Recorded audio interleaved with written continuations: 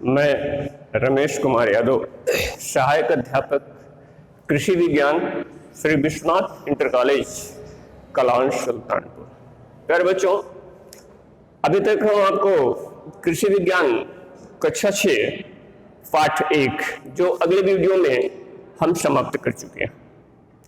अब आज हम आपको दूसरा वीडियो बताने जा रहे हैं, यानी पाठ 2 का ये पहला वीडियो होगा।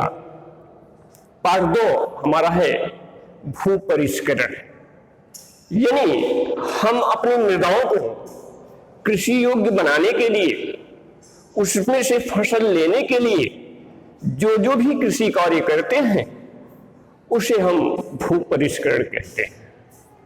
भू परिष्करण का आशय है कि यानी हमारा किसान अपने खेतों में जो कृषि कार्य करता है, जैसे फावड़े से खेत की खुदाई हो, कुदाल से खेत की गुड़ाई हो, हल से खेत की जुताई हो, खुरपी से खेत की निराई हो, हंसिया आदि से खेत की कटाई हो, ये सारे कृषि कार्य जो हमारे किसानों द्वारा किया जाता है उसे हम भू परिष्करण कहते हैं। यानी वह सब जो हमारा किसान अपने खेतों में कमरतोड़ मेहनत करके फसल उगाने का जो काम करता है, ये सब कार्य भू परिष्करण के अंतर्गत आता है।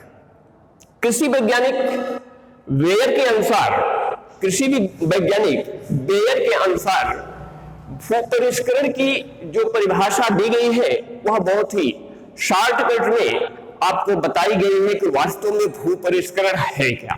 इसकी मूल जो परिभाषा बेयर के अनुसार है वह बच्चों आप देखो, पौधों के अंकुरण तथा वृद्धि के लिए, यानी पौधों के अंकुरण का मतलब पौधों का जमना या उगना, तो इसलिए कहा है कि पौधों के अंकुरण तथा वृद्धि के लिए मृदा को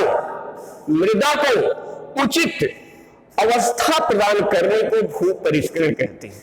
यानी हमारा किसान जब कमर तोड़ मेहनत करता है, वह मिट्टी को तैयार करता है कि हमारी मिट्टी साफ सुथरी हो, इसमें खरपतवार ना हो, यानी जब पूरी सफाई कर लेता है, सफाई करने के बाद तब जाके उसमें फसल लगाता है। अगर सफाई के बाद उस खेत में फसल लगाई जाती है तो उसकी उपज अधिक होती है। प्रायः आप लोगों ने देखा होगा कि जब भी कृषि कार्य होता है तो आप लोग देखते होंगे कि हमारा किसान क्या कर रहा है। अगर इस समय की हम बात करें प्यारे बच्चों, जो यह समय चल रहा है, इस समय हम देखते हैं कि हमारा किसान अपने खेतों में धान की फसल लगाया है। हो सकता है कुछ लोगों के धान के फसल में खरपतवार ना हो तो वह बेचारा सिर्फ अपने खेत को देखने जाता होगा, लेकिन कुछ किसान ऐसे होंगे जिनके खेतों में कुछ न कुछ खरपतवार होंगे, तो वह बेचारा अपने उस खरपतवार को निकालने के लिए अपने खेत में जाता है। लेकिन ये सब जितनी भी क्रियाएं वह करता है, यह भू परिष्करण के अंतर्गत करता है। इसीलिए हमारे वैज्ञानिक यानी कृषि वैज्ञानिक बेयर आपको बता चुके हैं कि मृदा को उचित अवस्था देने के लिए जो भी कृषि कार्य होता है उसे हम भू परिष्करण कहते हैं। भू परिष्करण 2 भागों में बांटा गया है, यानी कहा जाए तो भू परिष्करण 2 प्रकार का होता है। नंबर 1 प्राथमिक भू परिष्करण। नंबर 1 प्राथमिक भू परिष्करण।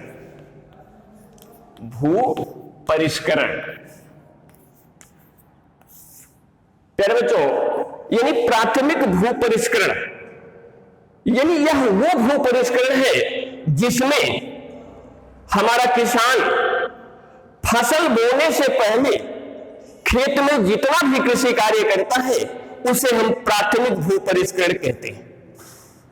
अब यहां बात हम थोड़ा सा समझने की कोशिश करेंगे कि फसल बोने से पहले जितना भी कृषि कार्य करता है उसे हम प्राथमिक भू परिष्करण कहते हैं।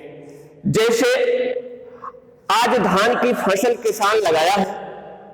धान की फसल लगाने से पहले हमारा किसान अपने खेत की जुताई करता है, उसके खरपतवार को निकालता है ताकि उसका जो भी फसल हो वह साफ सुथरी हो, उसमें निराई गुड़ाई ना करना पड़े और फसल की पैदावार अच्छी हो। इसी तरह जब वह गेहूं बोता है, गेहूं बोने से पहले अपने खेत की साफ सफाई करता है ताकि उसमें खरपतवार ना हो, और उसके बाद तब जाके वह अपनी फसल को उस खेत में अपने बीज को डालता है, यानी फसल को लगाता है। इसके बाद नंबर 2 है द्वितीयक भू परिष्करण। द्वितीयक भू परिष्करण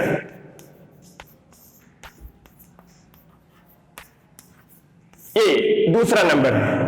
यानी द्वितीयक भू परिष्करण, जैसे अगर हम प्राथमिक पर एक नजर डालेंगे तो ये कहा गया है कि प्राथमिक में यह है कि हमारा किसान अपने खेत की तैयारी से लेकर बीज बोने तक जितना कार्य करता है यह प्राथमिक हो गया। अब जब बीज हमारा किसान अपने खेत में डाल दिया तो वहीं से द्वितीयक भू परिष्करण का काम शुरू होता है।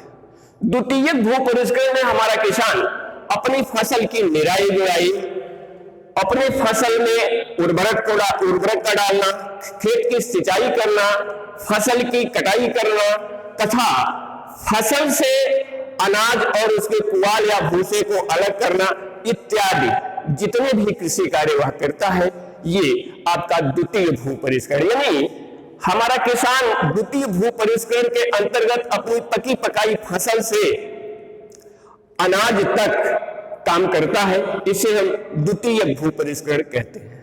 बस बच्चों, आज इतना ही। अगले वीडियो में पुनः आपसे मुलाकात होगी।